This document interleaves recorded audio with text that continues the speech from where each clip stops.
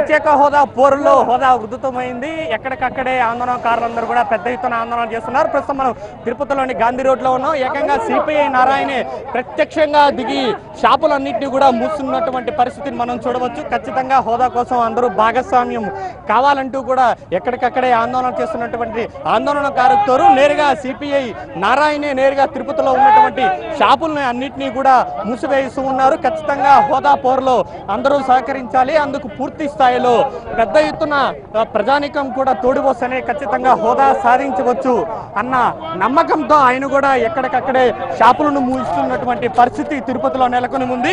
ఆయనే నేరుగా పాదయాత్రతో దాదాపు 2 కిలోమీటర్లుగా పైగా ఈ ర్యాలీ అనేది కొనసాగుతూనే ఉంది. ఎక్కడికక్కడే షాపులను మూయిస్తూ ఖచ్చితంగా వారికి సహకారం అందించాలి. రాష్ట్ర ప్రభుత్వానికి సహకారం అందిస్తేనే రాష్ట్ర ప్రభుత్వానికి వ్యతిరేకంగా పోరాడితేనే ఈ హోదా అనేది సాధించగలుగుతామంటున్నారు. మనతో ఆయన కూడా ఉన్నారు. ఆయనతోనే మాట్లాడే ప్రయత్నం చేద్దాం. ఎందుకంటే పూర్తి స్థాయిలో ఉదయం నుంచి కూడా ఆయన పెద్ద ఎత్తున ఆందోళన చేస్తున్నటువంటి పరిస్థితి ఉంది కనుక ఎక్కడికక్కడే ఆయనే నేరుగా షాపుల లోపలికి వెళ్ళి మరి షాపులను బలవంతంగా మూయిస్తున్నారు. ఖచ్చితంగా హోదా పోరులో అందరూ సహకరించాలంటూ కూడా షాపులన్నింటినీ మూసివేయిస్తున్నారు.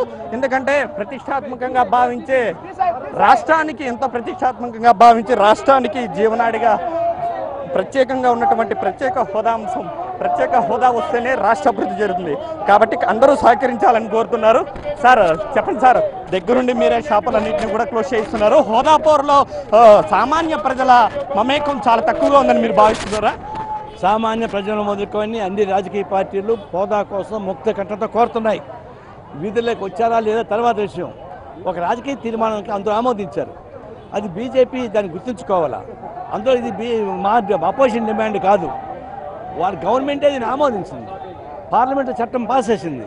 మీ చట్టాన్ని మీరు అమలు చేయకుండా పోతే ఇంక గాడిద కాస్తున్నారు మీరు. అందువల్ల ఆందోళన చేస్తున్నాం. రేపు ఎన్నికలు రాబోతున్నాయి. ఇదే అంశం పైన ఆందోళన జరుగుతుంది. ఎన్నికలు జరుగుతాయి. రేపు ప్రభుత్వం ఏదొచ్చినా సరే మళ్ళీ ఈ పోరాటం సాగుతుంది.